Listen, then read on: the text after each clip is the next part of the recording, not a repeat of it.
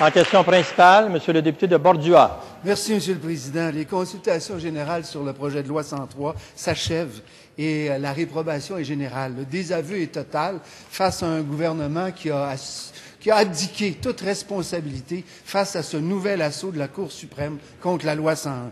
La Fédération des commissions scolaires, la Fédération étudiante, la Commission scolaire de Montréal, la FAE, la FTQ, la CSN, la CSQ, l'Union des artistes, la Société Saint-Jean-Baptiste, le Conseil de la souveraineté, bien d'autres groupes qui sont représentatifs de la société québécoise sont venus exprimer leur rejet d'un projet de loi que même la ministre est incapable de défendre. 36 groupes sur 43 qui rejettent la loi 103, 22 groupes sur 43 qui recommandent l'application de la loi 101, comme l'a fait le Conseil supérieur de la langue française, un avis que la ministre a négligé. Est-ce que la ministre responsable de la Charte est consciente que c'est tout le peuple québécois qui rejette son projet de loi? Est-ce qu'elle va écouter ce que les citoyens, le peuple, dit? Est-ce qu'elle va retirer ce projet de loi 103?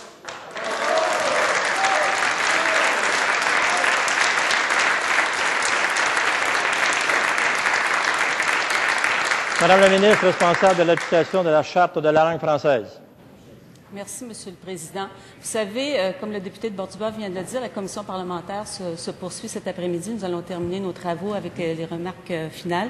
Et j'ai été surprise de voir que dès ce midi, ils étaient déjà en point de presse pour faire le bilan de la commission. Pendant cette commission, Monsieur le Président, c'était assez étonnant les réactions du député de Bordua. Une journée, il a dit que la solution qui était proposée par M. Lubernard était intéressante. Il a dit on est parlable.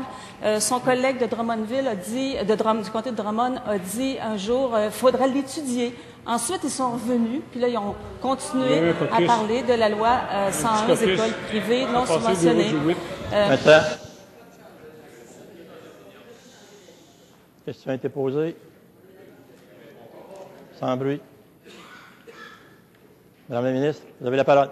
Oui, Monsieur le Président, comme la chef de l'opposition vient de le dire, sans que les micros saisissent la parole, oui, il a peut-être changé d'avis, mais c'est peut-être fait chauffer les oreilles un petit peu. Alors, Monsieur le Président, pour... Monsieur...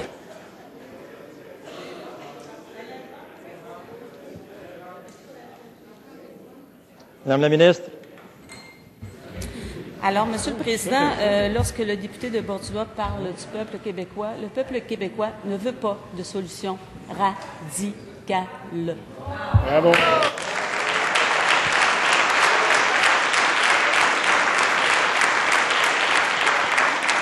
En première complémentaire, Monsieur le député de Bordua.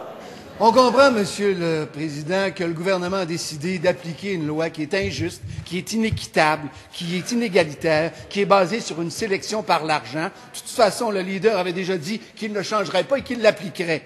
De nombreux groupes, pourtant, sont venus dire et s'inquiéter de l'anglicisation de la grande région métropolitaine de Montréal. Est-ce que la ministre pourrait se tenir debout et jouer son rôle de défenseresse de la gardienne de la langue française? Et est-ce qu'elle va appliquer la loi 101